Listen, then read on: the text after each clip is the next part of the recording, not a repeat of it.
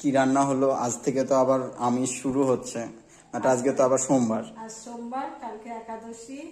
কালকে আমাদের আমিষ হবে না, পরশুদিনে আমিষ হবে, ছেলে খাবে, আমি খাবো না। তা বন্ধুরা, কালকে তো রান্না করিনি, মনসা পুজোয় আমাদের রান্না করতে নেই।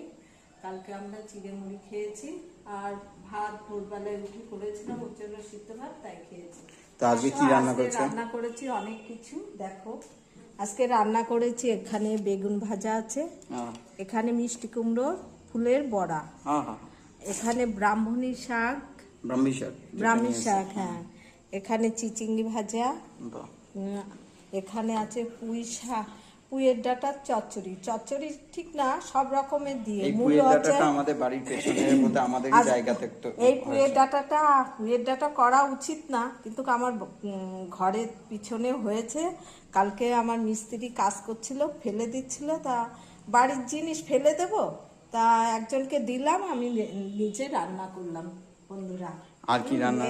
এই পুঁই শাকের ভিতরে মূলো আছে, পেঁপে আছে, মিষ্টি কুমড়ো আছে, বেগুন আছে, আলু আছে, পটল আছে, সব কিছু দিয়ে রান্না করা হয়েছে।